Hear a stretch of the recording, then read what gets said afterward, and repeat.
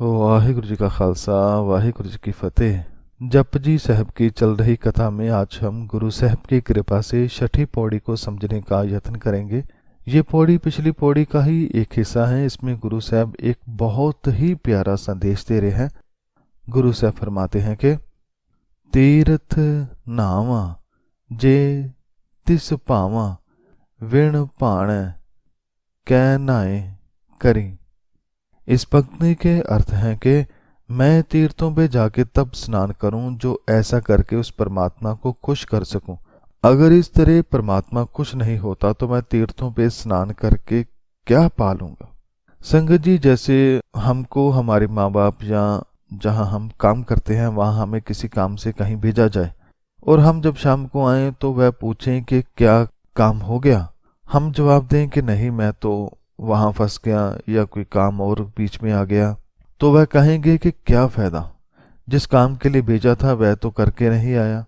इसी तरह एक और उदाहरण, जब हम घर पर होते हैं और किसी ऐतिहासिक गुरुद्वारा साहिब पर दर्शनों के लिए जाते हैं तो घर में आते ही अक्सर पूछा जाता है कि कैसे रहे दर्शन। हम कहते हैं कि बहुत मजा आया, वहां स्नान किया, लंगर खाया, सेवा की। तो घर वाले पूछते हैं कि गुरु के पास भी गया था कि नहीं।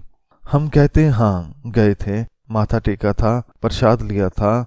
तो घर वाले पूछते हैं कि कौन सा शब्द सुना था। शब्द वह तो याद नहीं। तो घर वाले कहते हैं फिर क्या करके आए हो। जिसके दरबार में गए थे जब उससे बात ही नहीं हुई, ना उसकी बात को सुना, ना उसकी बात को समझा, तो फिर क्या करके आए हो। यही सवाल यहाँ पर गुरु साहब फरमा रहे हैं कि ऐ मन, तू तीर्थ स्नान के लिए गया है, अच्छी बात है, पर वहां जाकर यदि मन का स्नान नहीं करवाया तो फिर क्या लाभ। याद रख, परमात्मा तुम्हारे ना शरीर को देखेगा ना घर बार को, वह तो तेरे मन को देखेगा। तुम अंदर से कैसे हो वह देखेगा। यदि तेरा मन ही उसे ना भाया तो ऊपर से किए सारे कर्म व्यर्थ चले जाएंगे। इसलिए स्नान वह कर जो उसे अच्छा लगे, जो उसे भा जाए। मन का स्नान करा। जैसे तन का स्नान जरूरी है, उससे कहीं ज्यादा जरूरी है मन का स्नान।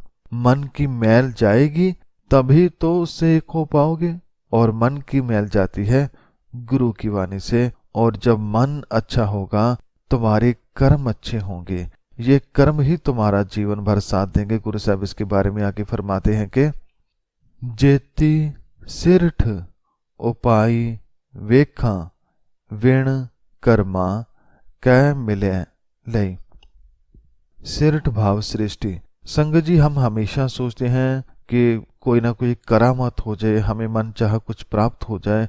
पर इस धरती का नियम है कि यदि कुछ पाना है तो मेहनत करनी होगी, कर्म करने होंगे। पर दुनिया में आज करामातें सबसे ज्यादा चलती हैं। जैसे आजकल कहते हैं कि एक दिन में हमसे समाधान पाएं, हम उस तरफ खींचे चले जाते हैं। पर सब जानते हैं कि वह केवल एक छल होता है। उतना ही वक्त वहां भी लगता है जितना बाकी जगह लगता है।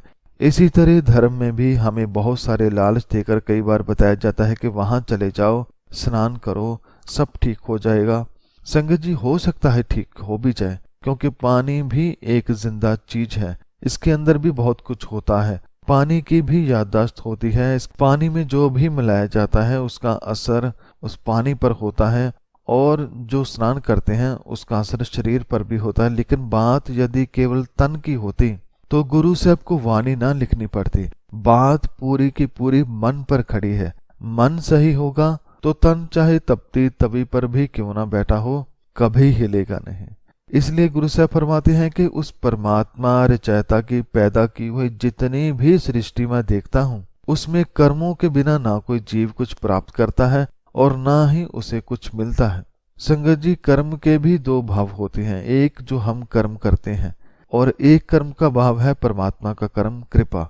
ये दोनों ही बहुत जरूरी हैं। पर परमात्मा के कर्म को पाने के लिए हमें खुद पहले कर्म करने बहुत जरूरी हैं। भाव मेहनत करना जरूरी है, मन के ऊपर काम करना बहुत जरूरी है। तो संगत जी, इस सृष्टि में चाहे बहुत कुछ है। यदि दुनियावी देखें तो यहाँ सोना चांदी हीरे जवाहरात आदि सब है, पर इन सब से भी कीमती कुछ है। पर अफसोस उधर हम ध्यान नहीं देते। जैसे कि गुरु साहब आगे वाली पंक्ति में फरमाते हैं कि मत विच रतन जवाहर मानक जे एक गोरख की सिख सुनी। वह क्या है? वह बहुत ही कीमती पदार्थ जैसे रतन, जवाहर, सोना, मोती कीमती है, इससे भी अधिक कीमती है। क्या कीमती है? शिक्षा, सीख, गुरु की शिक्षा। गुरु से फरमाते हैं कि यदि सच्चे गुरु का मात्र एक ज्ञान भी ग्रहण कर लिया जाए तो मानव जीव की बुद्धि रतन, जवाहर व मणियों जैसे कीमती पदार्थों से परिपूर्ण हो जाए। एक शिक्षा, एक शब्द, यदि एक विचार पर भी मन टिक जाए तो जीवन क्या से क्या हो जाए, जीवन हीरे के जैसा उज्जवल हो जाए। संगत जी, गुरु साहब की हर एक शिक्षा में, सीख में ज्ञान होता है। वह ज्ञान ही हमारे लिए सबसे कीमती चीज है। हम सोचते हैं कि दुनियावी कोई चीज कीमती हो सकती है, लेकिन सबसे कीमती हमारे विचार होते हैं।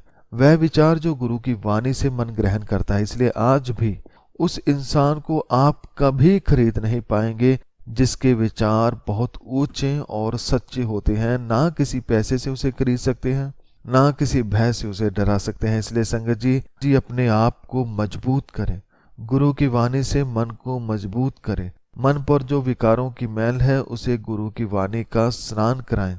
वाणी से ही मन साफ होगा, मन मजबूत होगा। जब मन सही होगा तो तन अपने आप सही हो जाएगा, और जो मन सही हो जाए उसी को अपने अंदर के खजाने मिलते हैं, बहुत सारे गुण मिलते हैं, बहुत सारे अच्छे अच्छे विचार मिलते हैं। इसके बाद एक अरदास भी निकलती है। वह अरदास क्या है? गुरा एक देह बुझाई। हे मेरे गुरा, हे मेरे सतगुरु जी, मुझे ये समझ दे दो, ये अकल दे दो। कौन सी अकल?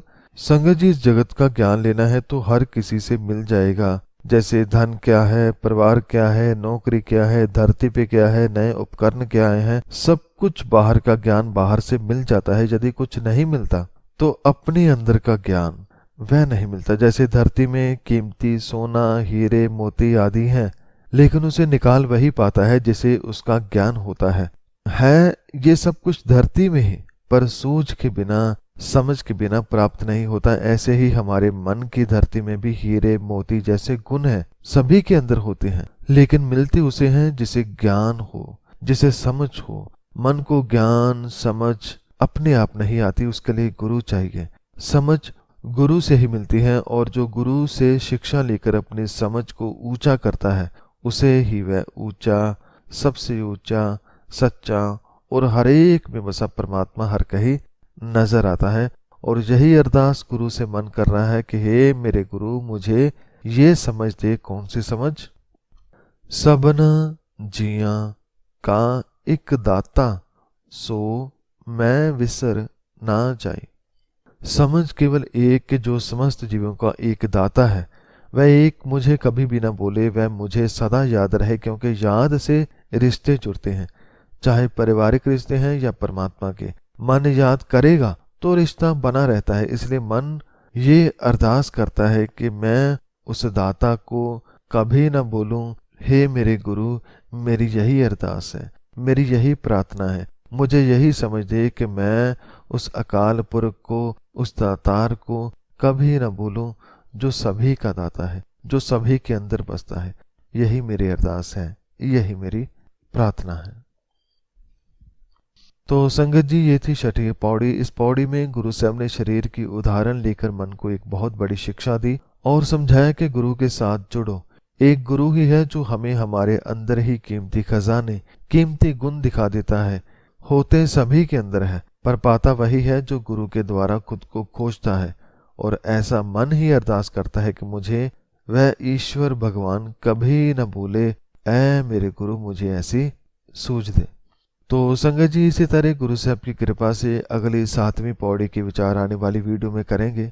इस विचार को करते हुए सभी गलतियों की मैं क्षमा चाहता हूँ, और श्री गुरु ग्रंथ साहब जी का और आप सब संगत का भी बहुत बहुत धन्यवाद करता हूँ। वाहिगुरु जी का खालसा, वाहिगुरु जी की फतेह।